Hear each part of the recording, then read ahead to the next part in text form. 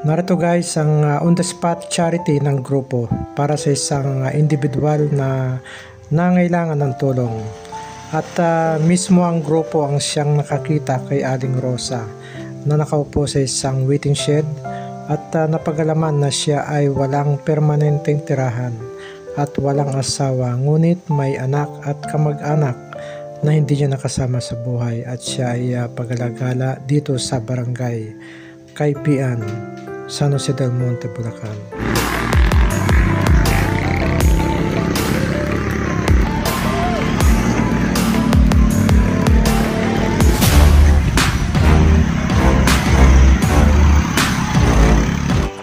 Kaya pa, kaya yan. Ay.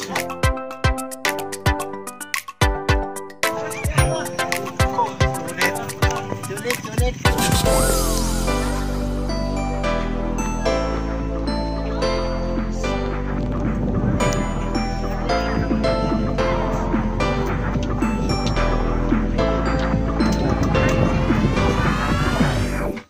Ito yung logo ng UER-CPI or Unity Eagle Riders Club of the Philippines, na bagong riders organization na aking sinamahan ngayon dahil talagang na-miss ko yung dating samahan namin dito sa Carisat 3A, San Jose del Monte, Bulacan.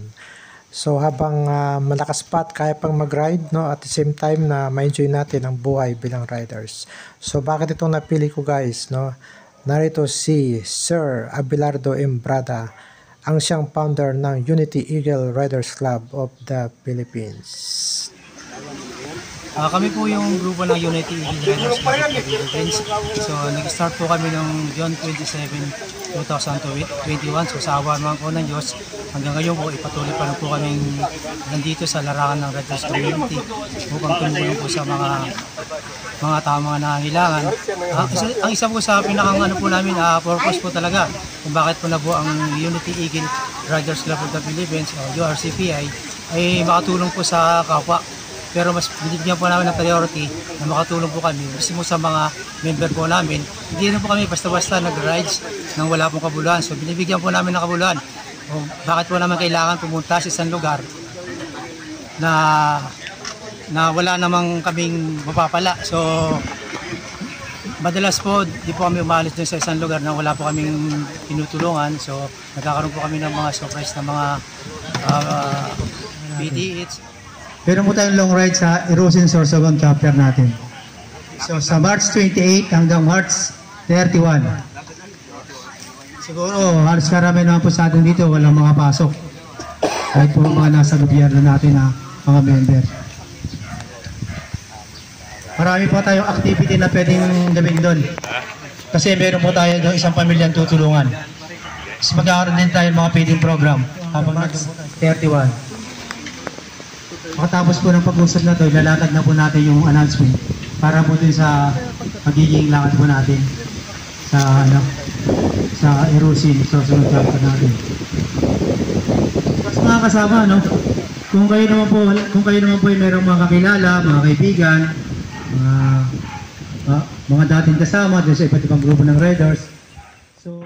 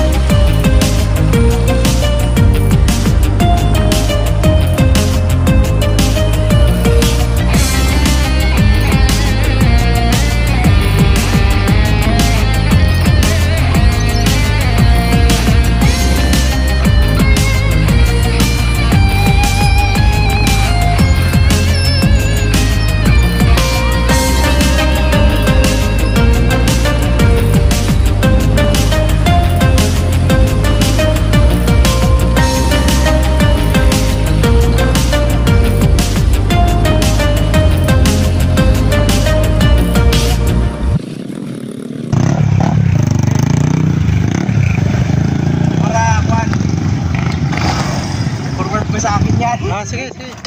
Narito guys ang on the spot charity ng grupo para sa isang individual na nangailangan ng tulong. At mismo ang grupo ang siyang nakakita kay Aling Rosa na nakaupo sa isang waiting shed at napagalaman na siya ay walang permanenteng tirahan at walang asawa, ngunit may anak at kamag-anak na hindi niya nakasama sa buhay at siya ay pagalagala dito sa barangay Kaipian, San Jose del Monte, Bulacan. So after ito guys, proceed kami sa short ride papuntang Mount Padre Pio ng San Jose del Monte, Bulacan. Mami nga, ibigay sa'yo. Oo, kita na. Pasalamat ka sa sabi ka. Salamat ka kay founder kasi pagpili mo ng pagkain yan. Ito'y alis namin.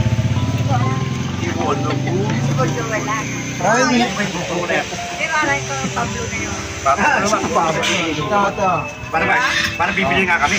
Hindi naman siya nanguli sa akin. Ano ba po ulit sa'yo? Bakit pinuhuli na pa? Pinuhuli ako nung mas mababawa.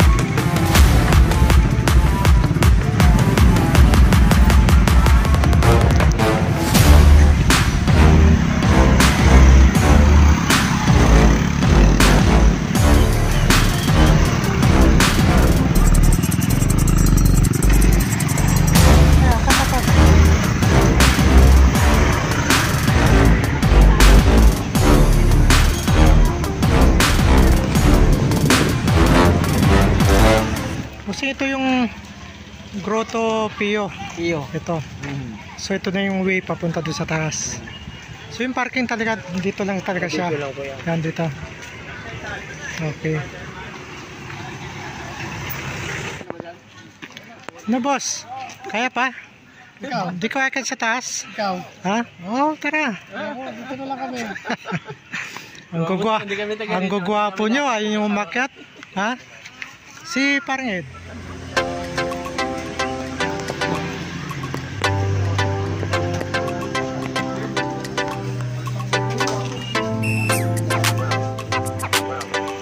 O kaya pa ha? Kaya yan. Ay. Sige.